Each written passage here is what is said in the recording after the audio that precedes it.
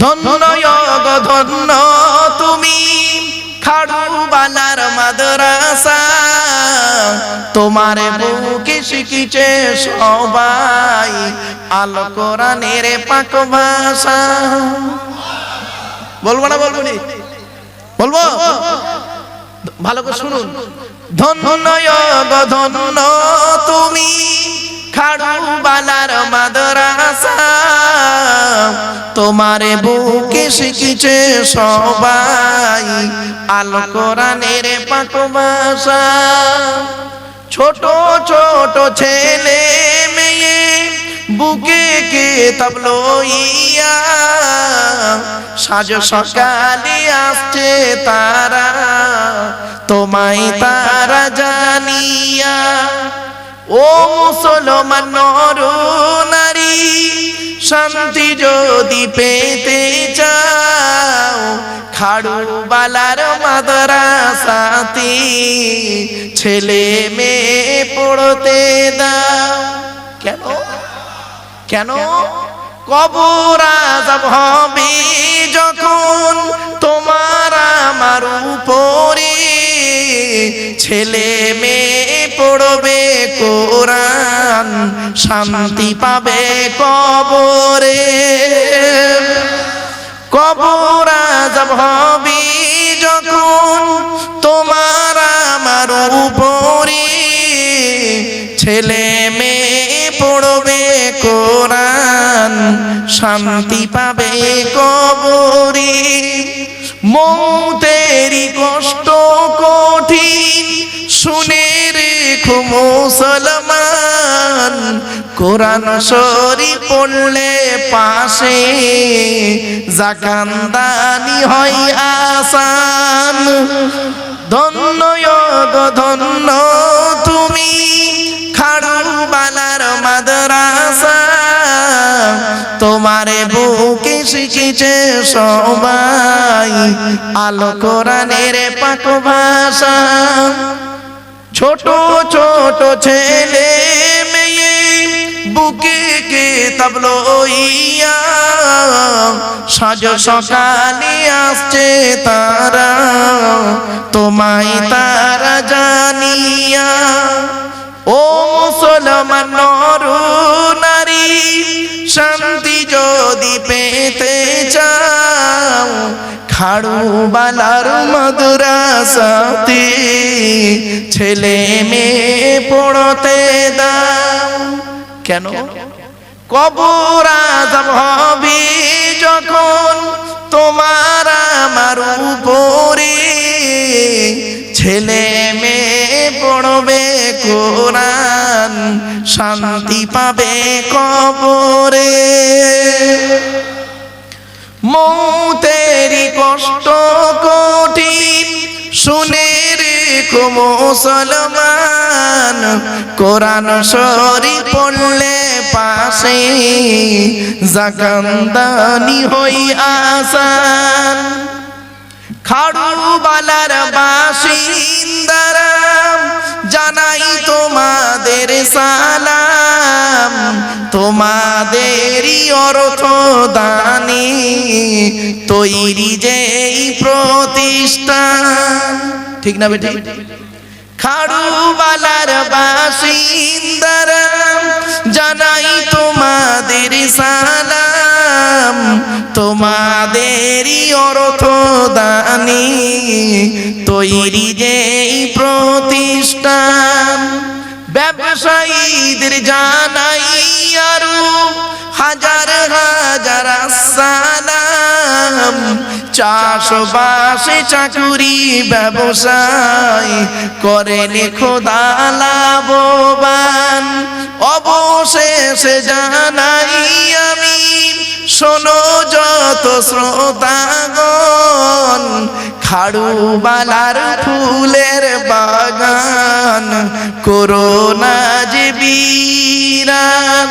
ধন্য গো ধন্য তুমি খাড়ুবালার মাদ্রাসা, তোমারে বুকে শিখিছে সবাই আল কোরআনের পাক ভাষা। আমার বাপেরা দু চার লাইন বলে দিলাম, একটু অসুবিধা হলো?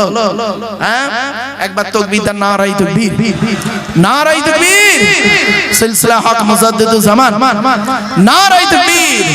একবার দরুদ শরীফ, আল্লাহুম্মা সাল্লি আলা।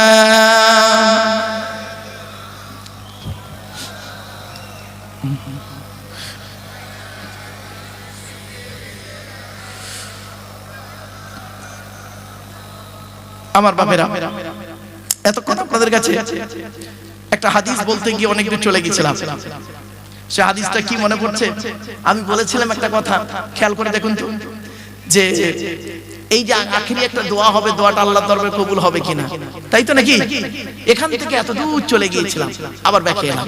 চলো, আল্লাহর নবী বলেন, আমি বলি নাই, রাসূলুল্লাহর হাদিস, ইন্নাদ দুআ মাওকুফুম বাইনাস সামাই ওয়াল আরদি লা ইয়াসআদু মিনহু শাইউন হাত্তা তুসাল্লি আলা নবিকা। আল্লাহর নবী বলেন, নিশ্চয়ই দোয়া অবস্থান করে আসমান আর জমিনের মধ্যবর্তী জায়গায়। ওই দোয়াকে উপরেও নিয়ে যেতে পারে না, নিচেও নামাতেও পারে না। হাত্তা তুসাল্লি আলা নবিকা, যতক্ষণ পর্যন্ত তোমরা নবীর উপরে দরুদ পাঠ না করে দোয়া চাও, অর্থাৎ নবীর উপরে দরুদ পড়ে দোয়া চাই, ওই দোয়া আল্লাহর দরবারে কবুল হয়ে যায়। আরেকটা হাদিস। আচ্ছা বাপেরা, আমরা সবাই জান্নাতের আশা করি তো? বলুন না, জান্নাতের আশা করি না? জান্নাত কার আশা করে?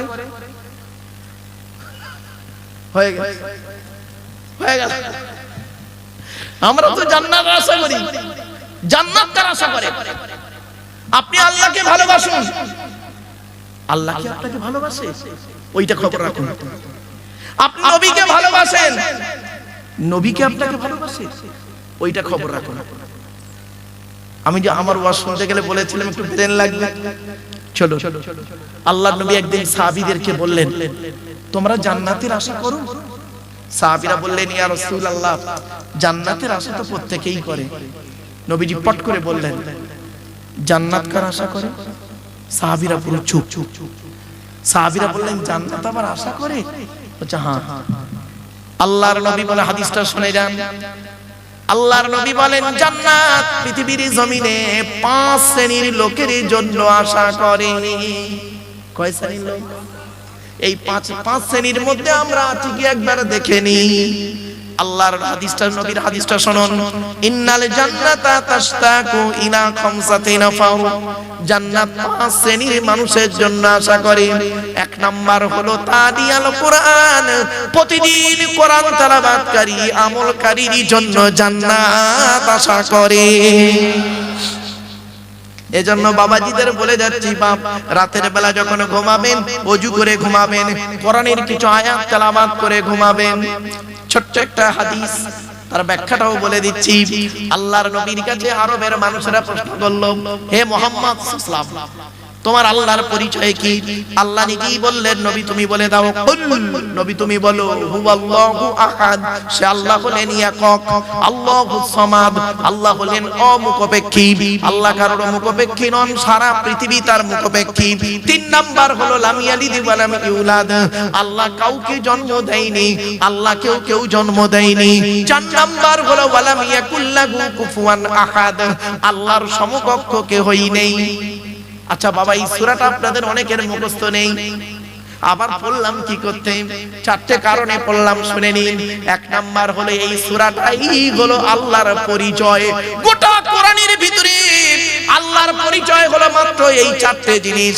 শুনে নিন, আল্লাহর পরিচয় হলো 4টে, নবীদের পরিচয় হলো 3টে, আর আমাদের পরিচয় হলো মাত্র 2টো।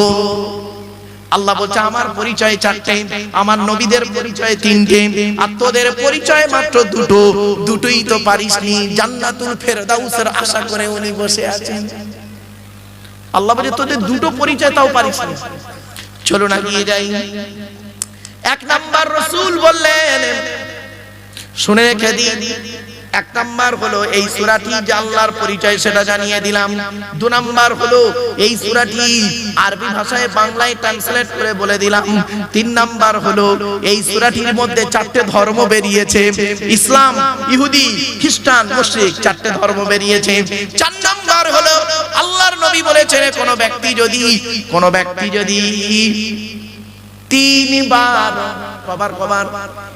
তিনবার কুল হুয়াল্লাহ সূরা যদি পাঠ করে, এক খতম কোরআন শরীফ পড়ার সওয়াব আল্লাহ লিখে দেবে। বাপেরা রাতের বেলা যখন ঘুমাবেন কুল হুয়াল্লাহ সূরা তিনবার পড়ে ঘুমাবেন, কুল আউযু বিরাব্বিল ফালাক, কুল আউযু বিরাব্বিন নাস একবার করে পড়ে ঘুমাবেন, আয়াতুল কুরসি সূরা ফাতিহা পড়ে আর যদি দরুদ শরীফ পড়ে গায়ে ফুঁক দিয়ে ঘুমান, ওই বাড়িতে জিন ভূত পরি জাদু বানটোনা কিছুই লাগবে না। আমার বাবাজিরা ইসলাম শেখাতে চায়, আপনারা শুধু শুনতে চান, ঠিক না? ইসলাম শেখাতে চায়, আপনারা শুনতে ভালোবাসেন, আপনারা শিখতে ভালোবাসেন না। রাগ করবেন না, চলুন এগিয়ে যাচ্ছি, একটা একটা করে প্রমাণ দিয়ে দিচ্ছি। আল্লাহর নবী একদিন ফজরের নামাজের পরে দাঁড়িয়ে আছেন, একজন সাহাবী বললেন, ইয়া রাসূলুল্লাহ, ইয়া রাসূলুল্লাহ, আমি কোরআনকে অত্যন্ত ভালোবাসি। আল্লাহর নবী বললেন, আলহামদুলিল্লাহ। রাসূল বললেন, কি জানতে চাইছো বলো? বলে, ইয়া রাসূলুল্লাহ, কোরআনের ভিতর থেকে একটা সূরাকে আমি অত্যন্ত বেশি ভালোবাসি, গোটা কোরআনের থেকে ওই সূরাটার মতো বেশি ভালোবাসার কোন সূরাকে বাসি না। আল্লাহর নবী বললেন, সূরাটির নাম কি বলো? তো সাহাবী বললেন, ওই সূরাটি হলো কুল হুয়াল্লাহ সূরা। আল্লাহর নবী বলেন, ও আমার সাহাবী, কুল হুয়াল্লাহ সূরা মহব্বত করার কারণে কিয়ামতের মাঠে আল্লাহ তোমার নাজাত দিয়ে দেবে। এই জন্য আপনাদেরকে বলে গেলাম, নবী বললেন, ইন্নাল জান্নাতা তাশতাকু ইলা খামসাতি নাফার, জান্নাত পাঁচ শ্রেণীর মানুষের জন্য আশা করে।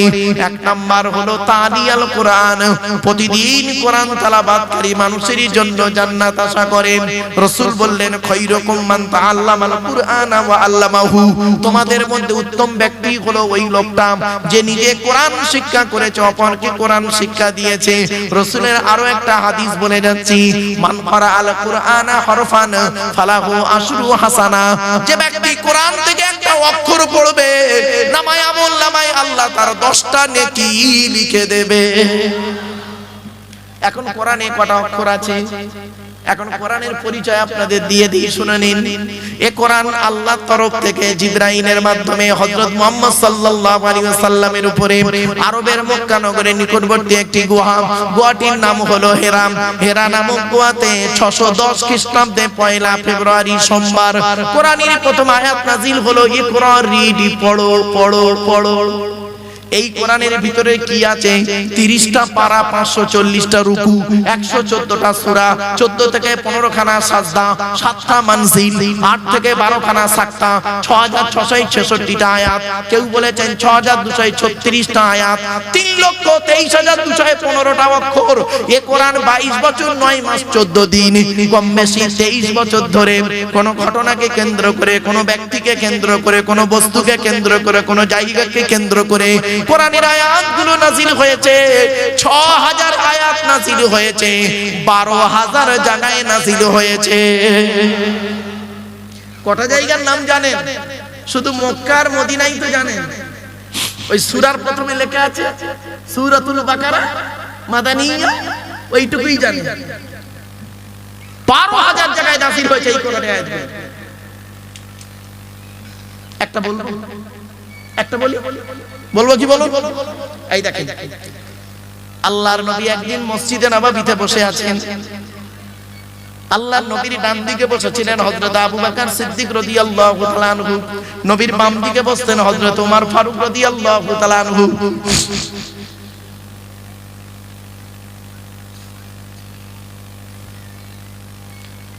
আল্লাহর নবী ডান দিকে বসে আছিলেন কে?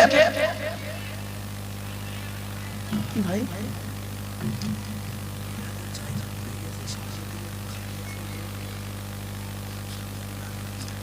ও মা বোনেরা, আপনাদের জায়গা অত্যাধিক হয়ে গেছে, মানে মা বোনরা প্রচুর এসেছেন। আমি আজকে মা বোনদের সম্পর্কে কিছু আলোচনা রাখবো ইনশাআল্লাহ। আমার মায়েরা বোনেরা, আপনারা একটু আগিয়ে এগিয়ে আসুন। মা আপনি বসুন, অন্যকে বসার সুযোগ করে দিন। এজন্য আপনাদেরকে আমি অনুরোধ করছি, মায়েরা বোনেরা আপনারা একটু আগিয়ে এগিয়ে আসুন, পেছনে মায়েদেরকে বোনেদেরকে বসার সুযোগ করে দিন। চলেন প্লিজ অ্যাটেনশন এদিকে। আল্লাহর নবীর ডান দিকে বসেছিলেন কে? আচ্ছা, হযরত আবু বকর নবীজির কে হন? শ্বশুর হন। কে? শ্বশুর। আচ্ছা, কে বড়, জামাই বড় না শ্বশুর বড়?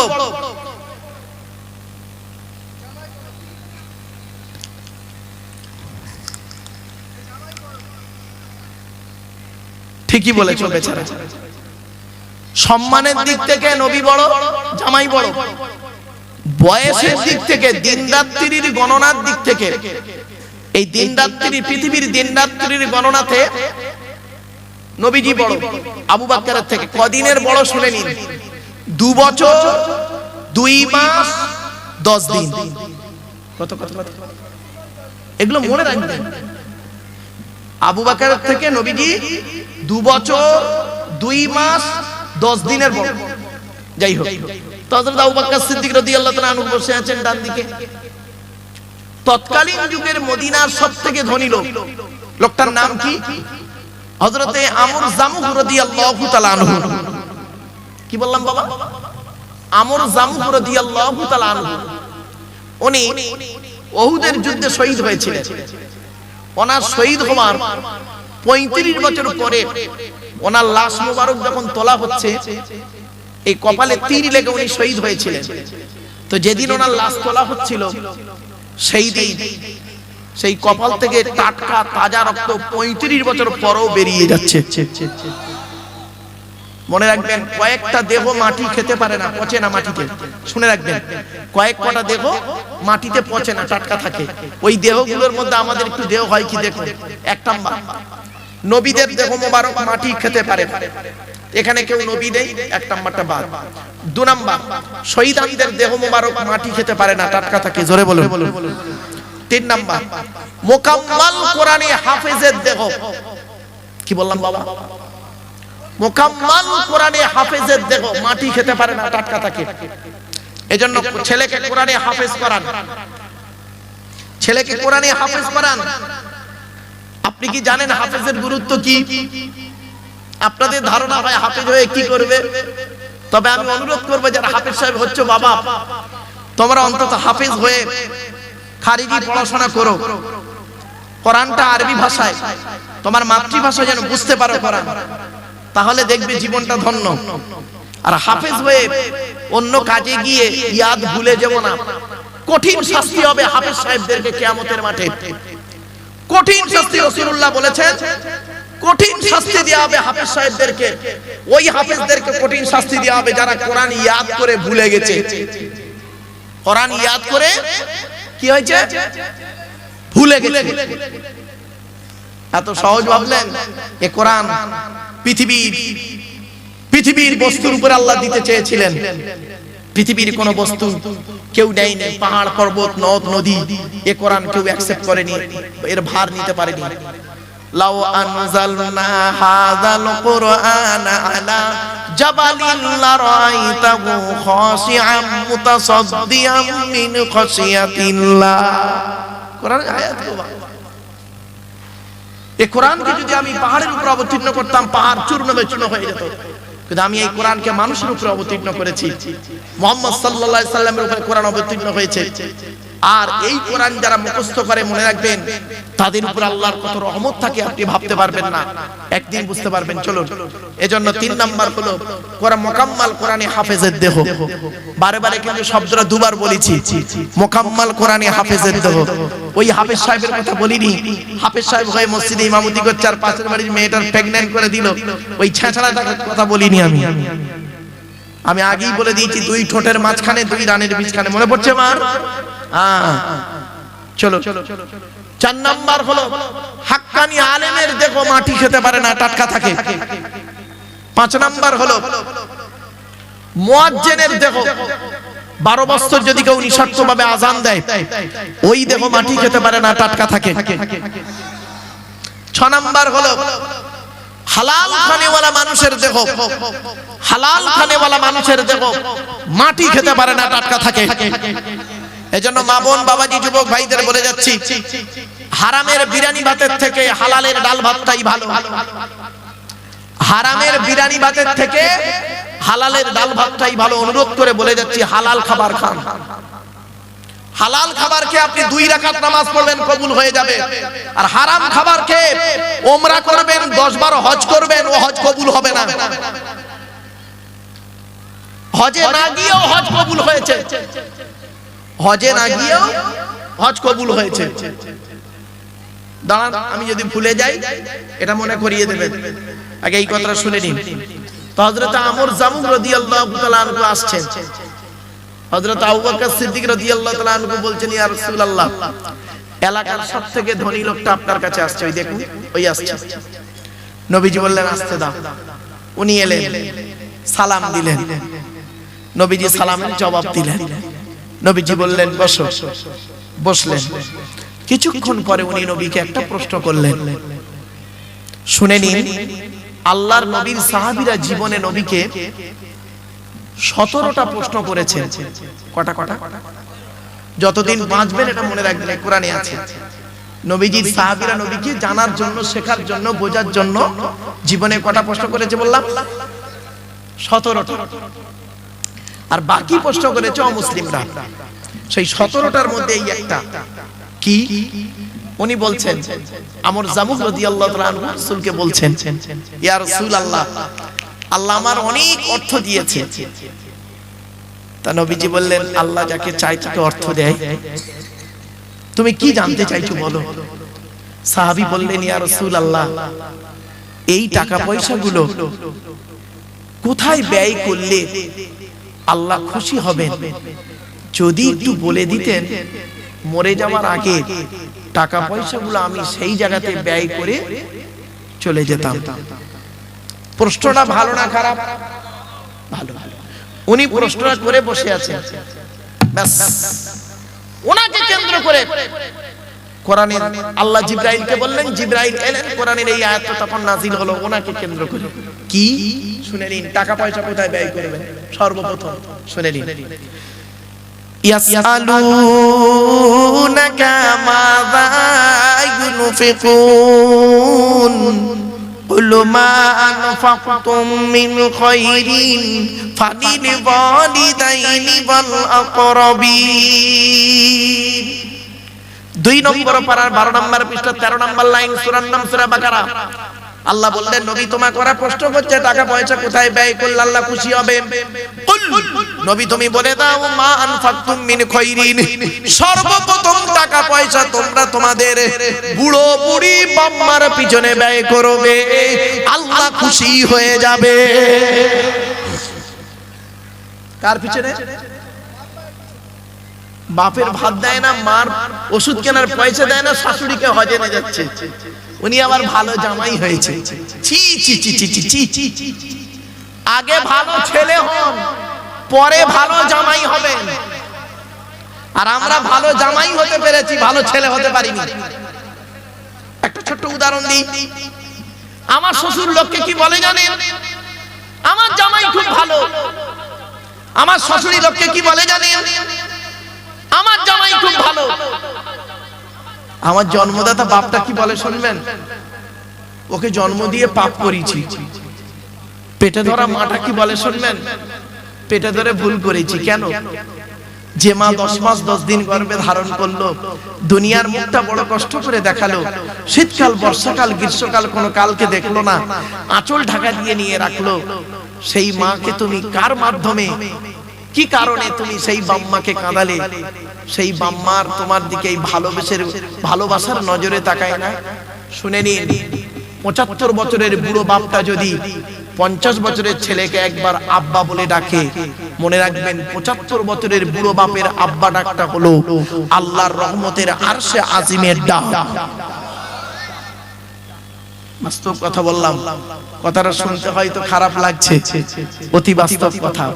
এই কোরআনে আছে আল্লাহর নবীদের পরই স্থান হলো বাপ আর মায়ের।